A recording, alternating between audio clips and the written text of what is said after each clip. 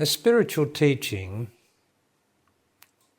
should always give you the scene behind the scenes, because your reality is behind the scenes, and a teaching should endeavour to communicate where you are behind the scenes as an intelligence, instead of just dealing with the scenes which are the circumstances of your life. Now, the reality is that we are what are called human beings. Whereas when we went inside the body into the place of stillness and silence, which I called being, you will notice that I dropped the adjective.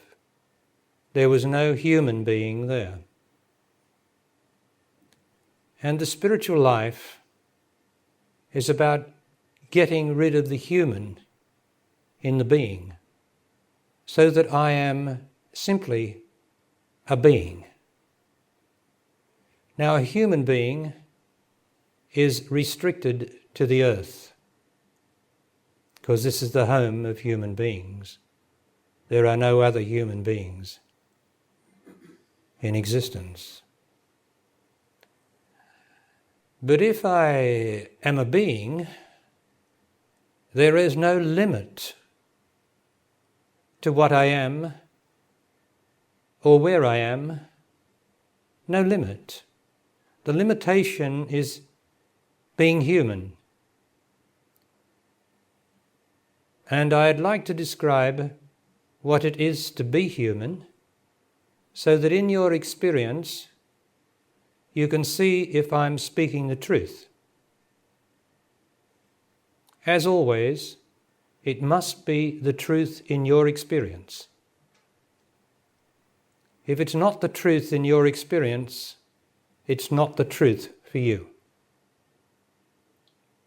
So you must not believe anything. You must look to confirm everything in your own experience with your intelligence, not with your mind. Your intelligence is what looks. Your mind is what thinks and interprets. So looking is not thinking. Now, to be a human being is to worry, to be guilty, to feel resentment, to feel anger, to feel failure, to feel depressed, to feel deprived, to feel lacking. Now, do you recognize the human in your experience? To be being is not to have any feelings, because beings can't have feelings because they are not attached to any body. A being is free, and the fact that it might be in a body doesn't interfere with its freedom of being nobody and yet being in a body and everybody, because there's only one being, even though each of us can experience the being in your body, my body, suggesting that there are many beings, but there's not. There's only one being. Just as on a moonlit night, if you were by the sea, you could see the moon reflected in hundreds of little puddles. But they're only reflections, like we are, of the one moon, the one being.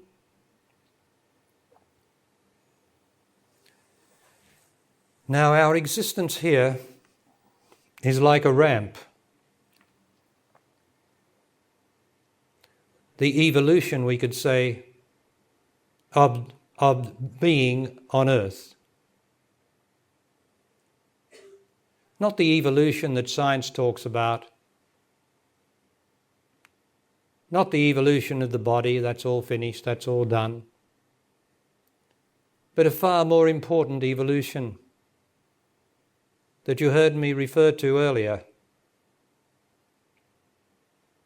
Do you remember when you were an ordinary man or woman, that you had no inkling of life or truth or real love and you just followed the conventions? When you were just virtually a rock, although you must have had emotions in you, because everyone here would not have been a rock for a long, long time ago. But in part of this human evolution, we have moved, those of us who have a sense, an intimation of the invisible, that is the being that's behind all existence. We are currently very deeply, and have been for some time, in this emotional state that makes the human being, because the human being is an emotional being, lives off its emotion, makes its decisions off emotions. My lover has left me, I'm going to kill myself, that's an emotion.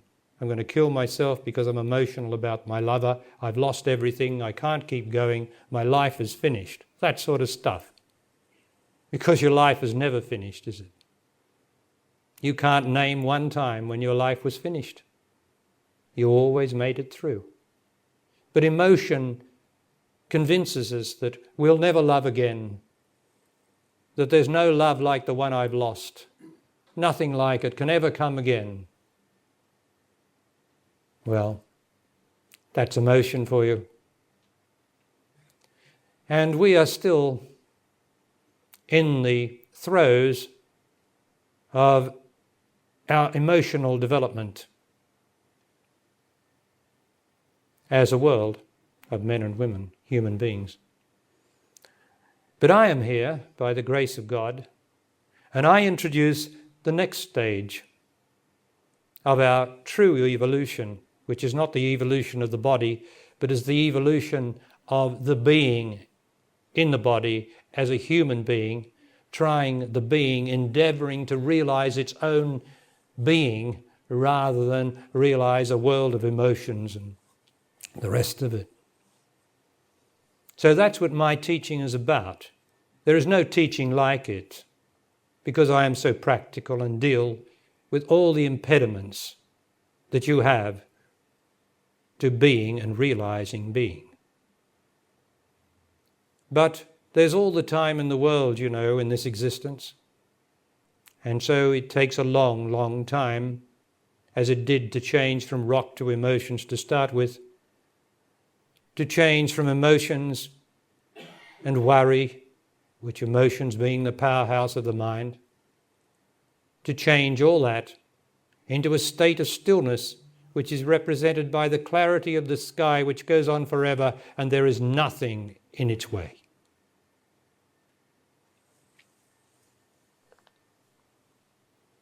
So the question is, are you, as an act of love, on behalf of your children, all the children to be born tomorrow, if there is any tomorrow, on behalf of the human race, are you ready and prepared to give up your old attachment to your feelings, which have never served you at all, you only think they have, because it is your feelings that feels they are being served by being emotional. It's not the being, it's not the reality, it's not your love. Are you prepared to make the greatest sacrifice that you can make on this earth? In the old stony days, they used to sacrifice, as you know, in the primitive societies, which we really think knew something. They used to sacrifice young girls, young boys, anyone but themselves. Amazing, isn't it? It'd be a good thing if the head priest jumped over the cliff himself. The ignorance of the human race is boundless. So I ask you to not sacrifice somebody else like your lover, torture them with your depressions, torture them with your emotions, torture them with your violence, torture them with your moody silences. I ask you not to torture someone else, but to bite the bullet and give up being emotional because you have the insight to look into your life and see what is making me emotional. Where am I unhappy with an event or a person? It's simple, isn't it? Isn't that a simple way of putting it so that you can find out what's wrong with your life? Or are you going to be a human being and talk about your unhappiness, which is like thinking about your unhappiness? What am I going to do now? Where will I go? What can I do to get over this? Will I go and get drunk? Will I go and do some gambling? Will I do anything to get rid of this grief inside of me? Instead of saying, why am I suffering? And the answer is there. Because in the way of life, and please see if I'm making this up, will you, or is it true? People come into our lives and people go out of our lives, and it has always been thus, and it always will be thus, for that is the way of existence. That includes lovers, mothers and fathers, children, everything. But human beings can't look behind the scenery and see this simple answer or solution to all the problems in my life. I am identified with the scene instead of being behind the scene and seeing that this is existence in which everybody comes and goes. Even those who love each other so devotedly, there is no guarantee that they will be together tomorrow or next week. And you must have seen this in your life. And if they do stay together in fear or ignorance, then you will see that they grow further and further apart. They can live together, growing further and further apart in the sense of love, because fear is keeping them from facing the fact that time's up. We've served each other, we've gone as far as we can go. And so it is when somebody dies that you love. They've gone as far as they can go with you and with this particular time of existence. That's how it is in existence. Now, am I making this up, or is that the truth behind the scenes?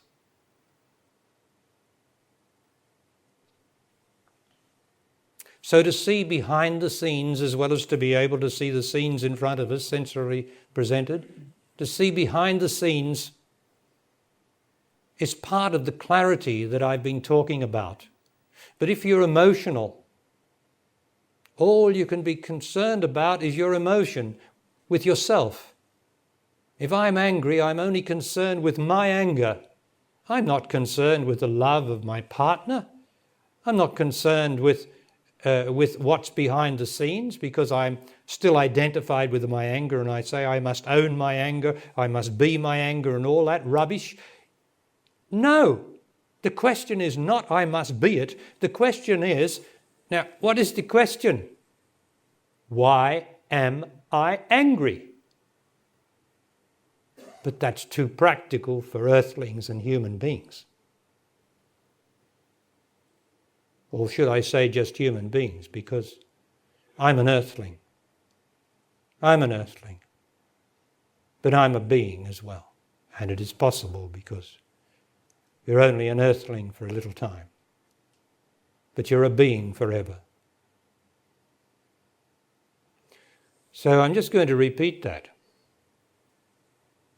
Instead of owning and being your anger or your emotion, isn't it more clarity to say, why am I angry or emotional? Now, the human mind cannot do that because it always works in circles, you see. It never puts first things first. Now, in my teaching, it has always been first thing first. But in the world, it's always second thing first. Have you noticed? Let me give you an example with the scientific mind, which is the great waste of time. The scientist is always busy examining matter outside himself. That's second thing first. Because I am the center of the matter. I in that body and in the scientist's body, I, the intelligence, I am central to this matter. Now, why don't I, the scientist, do first thing first and examine this matter that I am, particularly the emotions and the self that stops me from being love, so that I might love my wife more? Because I once wrote an article, I think it was entitled, The Scientist's Wife. You know, he's so busy with his mcx², whatever it is, and all the rest of it, but I say, let's ask his wife how she feels about mc². Oh, he's busy in his laboratory and looking through his binoculars. But what about his child? What about the love? What does the child know about making love? What does the child know about the heartbreaks that are ahead of every single child that is born today or has been born is going to experience heartbreak? Isn't that a terrible thing for me to be able to say? But would you say, I made it up? Would you say I'm wrong? At the christening where people toast each other and the happiness of the baby and all the rest, what would I say? I'd say, poor little darling, poor little sweet thing, that you must come into the only place of suffering. But I will do all I can with my whole life to help to inform you or your mother and your father or the people to endeavour to save you from some of the suffering that you have to go through in this existence to get rid of yourself, which you are born with. Because, my son or daughter, you are not born innocent, like people think. You know, hundreds of innocent women and children were killed. There's no innocent women and children, not unless they've realized God or truth or love. You are born with your self-potential. And the circumstances of your life are the positivity of the negative potential that you have been born with of self. And it will draw to you drunkenness. It will draw to you everything that you need to match the potential of self that's in you. For all of us. I'm talking about the scene, aren't I, behind the scenes? Because I endeavour to make you intelligent like I'm intelligent. I'm only intelligent because I see straight. That's the only reason. And when you see straight, you can see forever behind the scenes. Now, isn't it a terrible thing that I can say every child who is born is going to suffer? I think that's a disgraceful thing to be able to say. But that's because we men and women have set in motion such ignorance that it gets reborn in every one of us that's reborn, that every one of us that's born has to pick up some of the ignorance that we, through our ignorance of love and life and truth and the things I'm talking about, each one of us, each newborn baby must pick up that ignorance and have to live it out, to endeavour to get rid of this terrible humanness that we have inside of us, of unhappiness, of emotion, of sorrow, of grief, and all the rest of it. Because that's the next stage of human evolution. And that's what I am here for. And that's why so very few people hear me. Because we are attached, terribly attached, as we once were to the rock. We are now attached to the stirring of the rock, the emotion that we have. And we love our emotions, or we think they are what we are.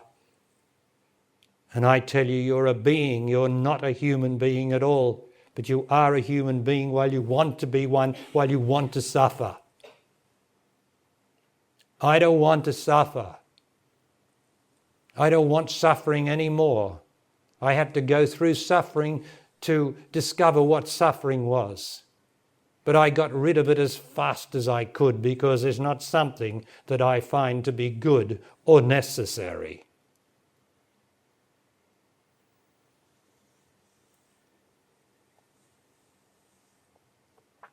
So I ask you, will you make the great sacrifice? The great self-sacrifice. You know, it's a word that's bandied around in our society, isn't it? Self-sacrifice. Well, let me tell you what self-sacrifice is. I give up my moodiness. I don't have to display it to anyone and get knighted or something. I have to do it in this body, in this space, without any positive demonstration of what I'm doing. Because if I give up my moodiness, I give up the positive demonstration of moodiness. And then what am I? Well, I'm not moody. And who's going to notice that? Well, some people might notice that he or she is never moody. Isn't that enlightening? And I give up my guilt, which is a very, very devious emotion. It hides deep in the stomach, deep in the self. The guilt for what I have done to others.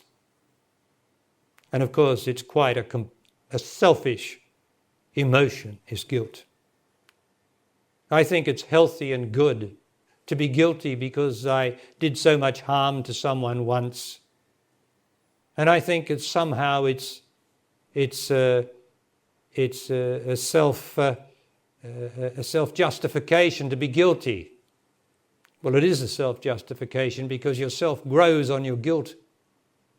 Whereas if you had no guilt, you would not have any aspect of self as guilt. Now I have to ask you from behind the scenes, what are you guilty of? Now come on, some of you have got guilt in you. I want to know what you're guilty of. That you didn't go and see your mother and she went up and died 2 weeks before you even thought of going to see her, and you've got so much that you had to say to her.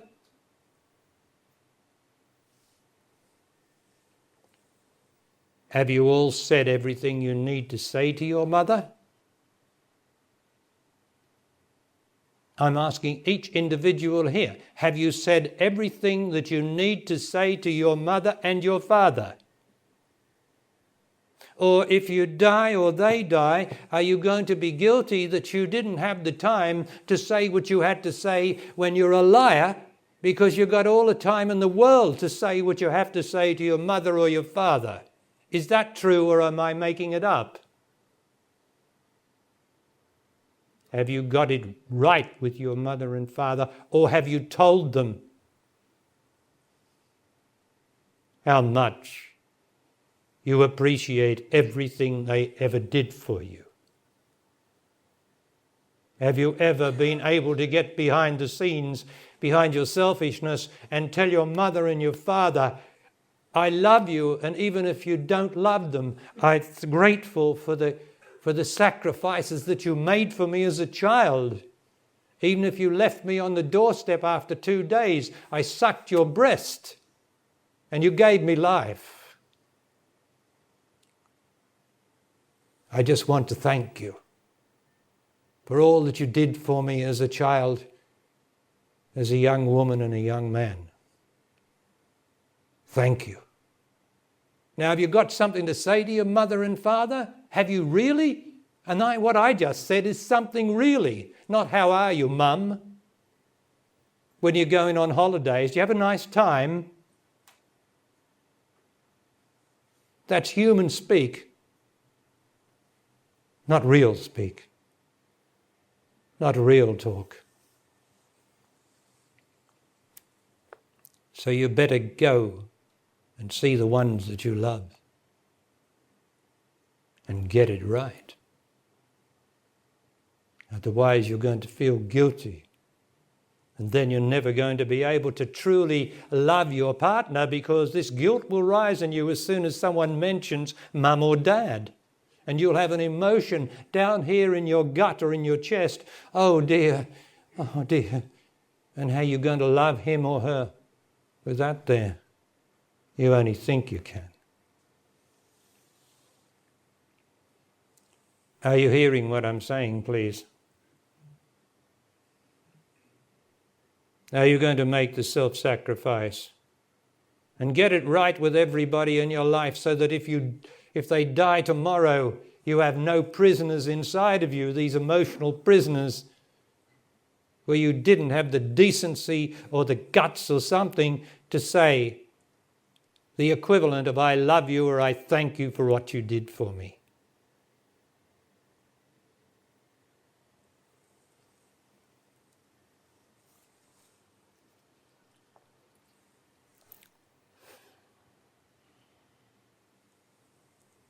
So you're going to make the great self-sacrifice. And when you see emotion rising in you, instead of giving it to somebody else, which what emotion does, would you please keep it to yourself? And be intelligent and see, where is this coming from? What false belief do I have that is causing this? Whereabouts in my life, in an event or a partnership or a person, where am I unhappy? For you see, to be a human being is to be an unhappy being. Now that does not mean that you're unhappy every day, because we are also beings. And the being comes through life. And we know those days of wonderful peace and rightness because of the being in us. But the human in us, it clouds over the being with thoughts, worries, emotions. And we lose touch with being. And we become a human being who is happy today and unhappy tomorrow. Now, a lot of you will have heard me say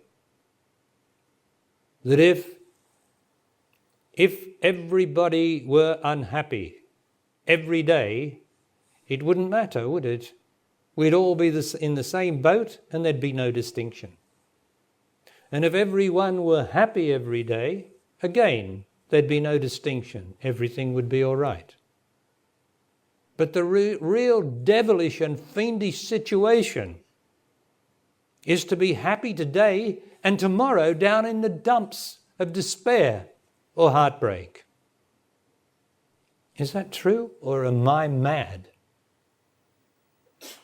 Do you want this life to go on up and down, up and down? You meet a new man or a woman, you're all up here, you make beautiful love, isn't it wonderful? Then a month later, bang, what's happened to our love? What have we done? Why are we growing apart? Why? Because of ignorance. Simply ignorance. Why does the love that you first have, why does it have to go stale? You know how beautiful it is when you first meet, when your bodies are first together making love. It's wonderful. It's glorious. You want it to go on forever. Well, that's true, because that's the bodies making love. But as soon as the human comes into making love, love goes out the window. All those thoughts, all those judgments of the other, all those self-doubts, the moodiness comes up, the opinions come up, and an emotion comes between us that we cannot see except that we can feel and we despair of, that drives us apart. And we say to each other, what's happened to us? Where is all the love we had? Well, you would play at being human instead of being responsible for the love that you had together in the first place. You've got to be responsible for that wonderful love and never let it die. Because it's up to us whether it dies or not, whether it gets covered over. It's not up to circumstances, it's up to me.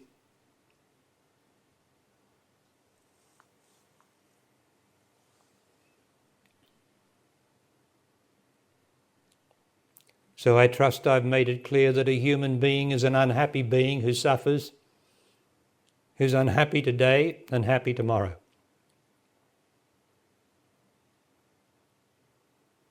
That everyone who is born has to go through suffering and pain. Every little girl is going to be outraged by the sex of man, as you were.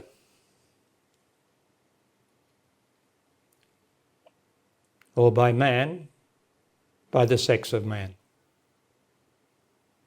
Until we take a stand and listen to someone who makes sense about what life is behind the scenes. You see, we climb into the picture, don't we? The picture's always taking part in front of us, always happening in front of us. And originally, if I could use that, we were separate from the scene. But gradually, over, let's say, millennia, we started to climb into the picture, into the scenery. And now we're one with the scenery, identified with it. And it's so difficult for us to be separate because our emotions have bound us to the scenes, particularly where love is concerned. Now let us go into this place, please. Just close the eyes now. Don't get into a meditative position, please. That's not necessary, and it will only start you meditating, and I don't want you to meditate at this time. I want you to be. Now being is immediately there. If I will only give up all tensions and strains and just drop my body, or everything in my body just falls down, and there's nothing in my body, nothing, no feelings whatever. And then I am in a state of extraordinary peace or wonder that can't even be described as peace, really, this state of being. And I can do it now at any moment if I will only give up the tensions in my body and the need to hold on to my body. But the more I haven't got my life right outside, the more I'll have this tension, this holding on in my body. So it is imperative that I get my life right and don't leave it until it's too late, when I can't do anything.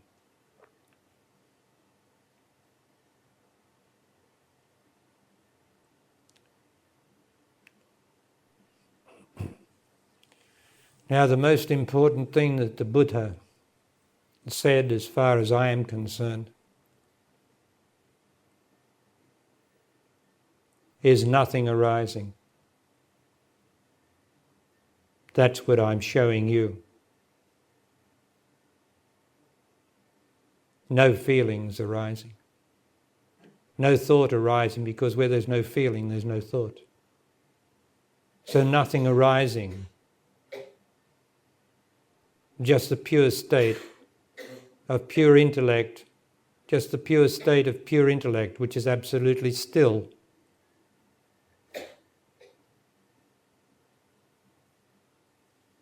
In the state of being, whatever that is.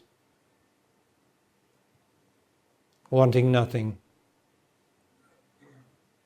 Not wanting anything.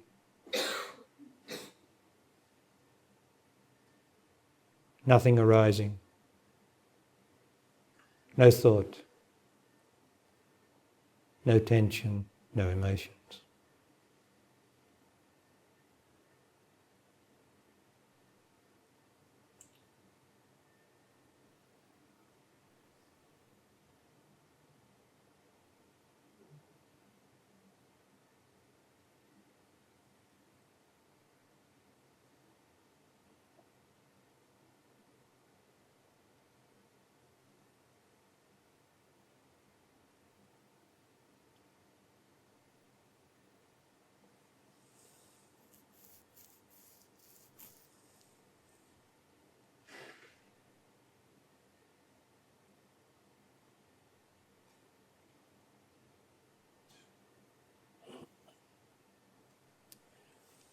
Now, when you are being, when nothing is arising, and you don't have to think about anything, and you're not wanting anything, and your mind's not moving, when you're in that state,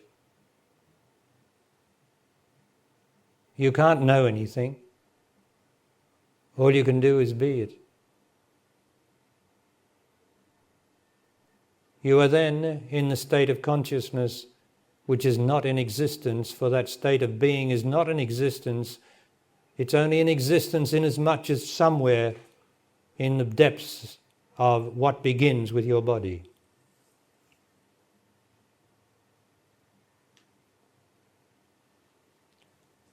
So now open the eyes, and here you are once again in the world of awareness, where there is no consciousness whatever. It's all awareness. And the holy state is the state of consciousness that you have just been in, the state of being, nothing, and not needing anything. Because everything that you need is provided. Everything in existence is provided.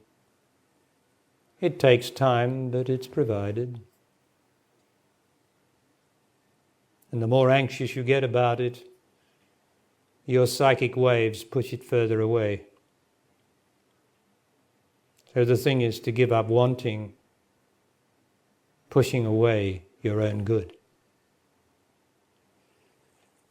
So I'm going to ask you if you wanted to ask me a question, please. But first I'd like to just ask this lady, do you have a back problem? No. Oh, you got the baby there in the stomach. Yes, I was going to ask only because she's got her feet up on the chair, you see. And she's sitting on a chair, and she's got a chair in front of her. And I was, because in the beginning of my teaching, people used to come to me and lie around the outside, which I think is an old sannyasin thing. And I'd have to say, sit up. Why stop making yourself special? Will you? All the people are sitting on their chairs. What are you doing? Why are you so special? You're not special at all. Now sit up like we all have to or all are. Don't loll around here, because if you loll around, it shows that you're sloppy. And you can't be sloppy in the spiritual life. You just can't be sloppy. Sloppiness shows sloppy mind, sloppy emotion, sloppy life. Well, is there something wrong with that? You have your children, if you've got children. Have you seen, do you allow them to slop along? Not even knowing when one foot's going after the other, like you'll see many teenagers.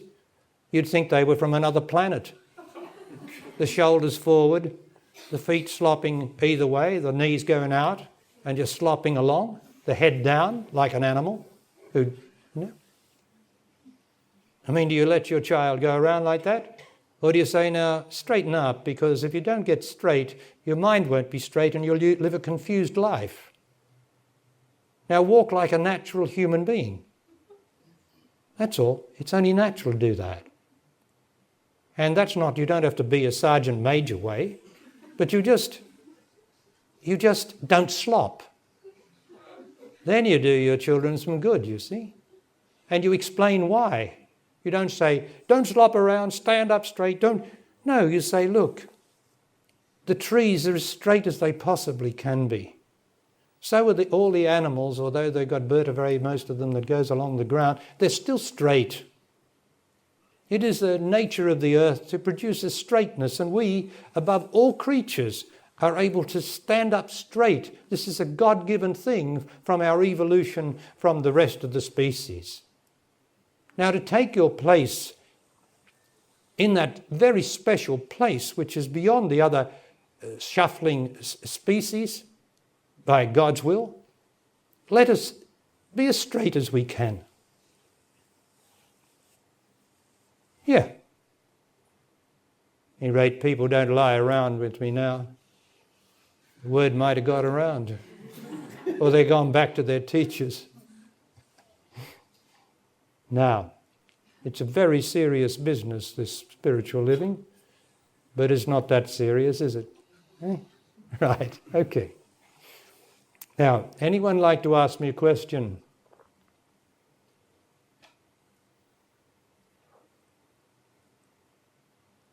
Anything that I've said? If you have an emotion in you, yes, this gentleman? Oh, could we? Just a quick question,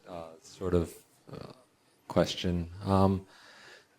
When I get emotional now, and most of the time when I'm emotional, I immediately or very quickly go into confusion, and I feel like I lose my intelligence when I'm emotional. That is true. And the last couple of years I've been like exposing my emotions to my partner who's not involved in the emotions. And it just seems like working together and exposing what's going on for me in that confused emotional state to my partner brings intelligence into it much quicker and dissolves the emotion. But that's the human way. We like to use our partner to reflect off, to tell our troubles to get them to tell their troubles to me, for us to do it one-to-one, backwards and forwards, for me to put my emotions on them sometimes, because if I'm emotional I'll do that, and for them to put theirs on me when a time comes, and we live like that. But that's not intelligent, as you said.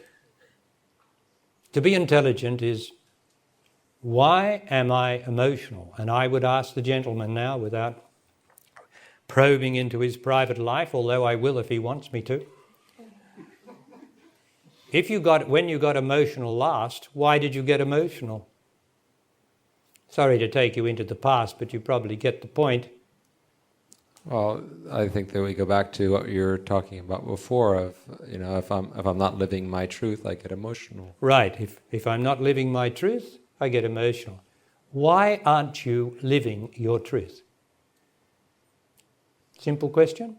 First thing first. Well, often it's lack of courage. Often it's like a Lack of courage. lack of courage. Lack of courage. I don't want to do something wrong. Well, what you do wrong is not doing it, not sorting it out. That's what's wrong. When you have the courage or you have the strength to go and do something about it, and you do have the strength, because if you don't do something about it, it's going to continue to make you unhappy, and therefore it'll make your partner unhappy. It doesn't matter what she says. If you're emotional, it won't make her happy. So go and attend to the matter. Now, the first time you do it, it might be very, very hard. But it's amazing now, once you do it, it's so much easier, because by doing it, you get more strength and intelligence. You see, you release your own intelligence and you get more strength, or strength of spirit. But you've got to do the breakthrough. The spiritual life's always like that. And I can give up this and give up that and give up that. Yes, I've done that. I live the spiritual life. I go into being and all that. But then finally you reach the point where you've got the hidden things down there, where you're too afraid to deal with, or you've got consideration of someone, where you're so obligated that you can't do anything about it, where you have to then be strong enough to cut your own heart out. That's what it's like. That's what it feels like. Yeah, that's true. Just what it feels like, I know. But you've got to do it. So as soon as you can do it, you'll feel much, much freer. And you won't be pushed around by your emotions, and you won't need to discuss them with your woman, because you'll be responsible for them and not sharing with her your responsibility, which causes confusion. Okay? Okay, thank Good. you. Someone else have a question, please? Now, have you had anything arise in you that you're not sure about? I might be able to help you with it. I won't ridicule you in any way if you're new and think that might be a possibility. I mean, this might be overcoming yourself, isn't it, to ask the question? That might be a way of overcoming your resistance. And everybody will gain from your question, because that's the rightness of questions. Yes, this lady. Yes, here.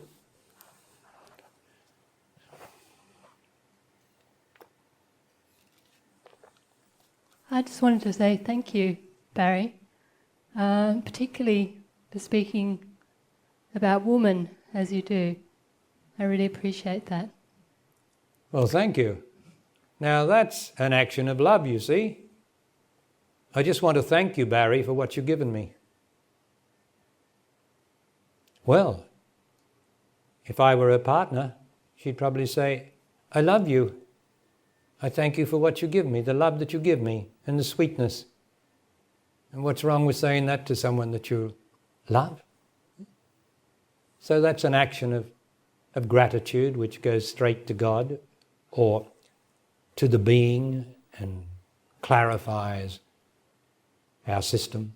There's nothing like gratitude, like love, to clarify our system. But so often we get involved in discussions, don't we? What will I do? What won't I do? Discussions about how it was for me, how it wasn't for me. Who cares? Really, behind the scenes, What does it matter with our tiny little lives when there's billions of lives have been lived and everyone has suffered because nobody can avoid it? And yet we want to tell our sad story to others. And I don't consider questions being the telling of a sad story, whatever you say, because you're with me. But we tell it over the phone, we tell it to our friends. As a matter of fact, that's the basis of most friendships.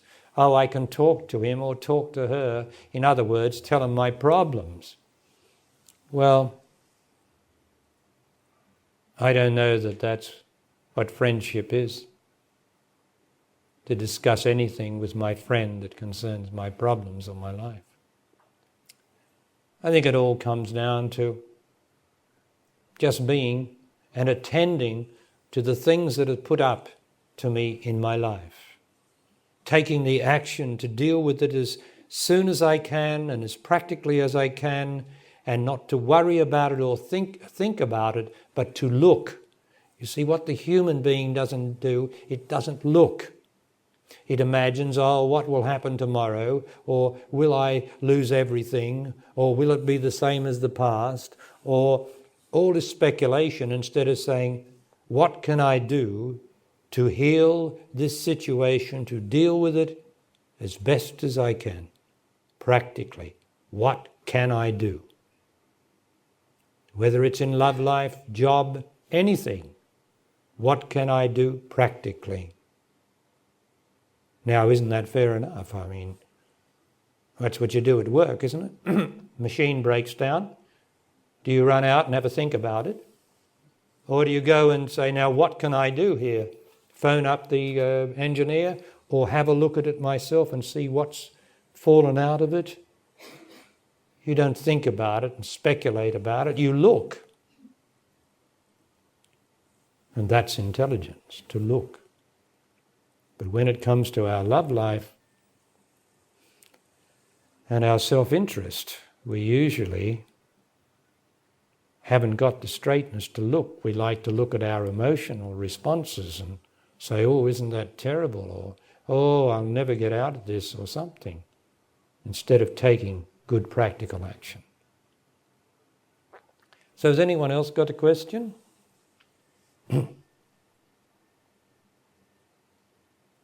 Yes, Andrew?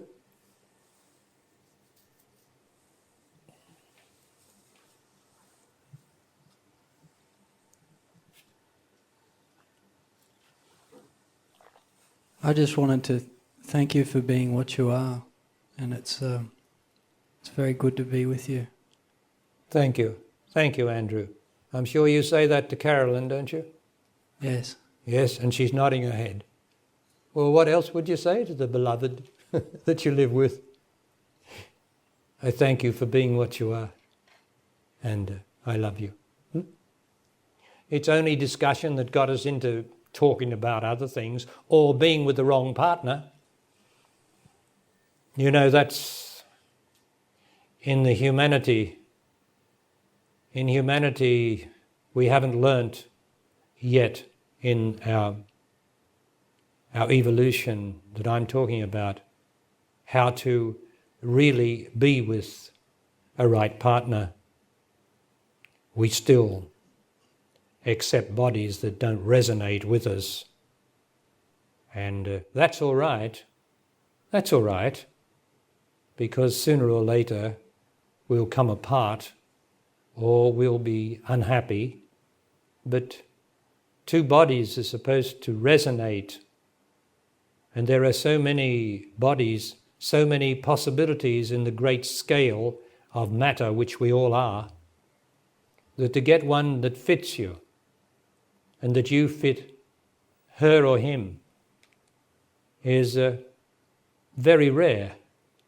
And then if you fit each other physically, that's not the end of the story, because then you've got to suit each other psychologically and what I'll call emotionally. So there's fitting and suiting until when both of those are present, there is then the next dimension, which is merging together in the love that's made and the love that's being, merging in consciousness of love. And that cannot be described, can it? So it's not as easy as it seems in this existence to find a body that is right for you. But we have to do what we've got to do, because the thing behind it all in this scenery is karma, the ignorance of the human race, which all of us when we were born had to pick up some of it on behalf of humanity, which we are and have always been. And so it is only right that what has been left behind by those who have died without living the spiritual life to its, let's say, final conclusion. When you die, you leave behind what you haven't done. You are then what you have done, the love that you are, the rightness that you are, the life that you are. But what's left behind is what you haven't done. Your anger, your emotions, your guilt, your depressions. All that's left behind around the earth. And what do you think happens to that? Do you think that just disappeared like all the scientists would say or forget about? Oh no. All that negativity surrounds the earth like a belt of asteroids. And the newly born baby, formed baby in the mother's stomach, picks up its share of that depression and difficulty and drive and wanting and all the rest of it, and is born, and then has to overcome all the tests that are put on it, like we all know, and fail and succeed, and fail and succeed, but all the time becoming more and more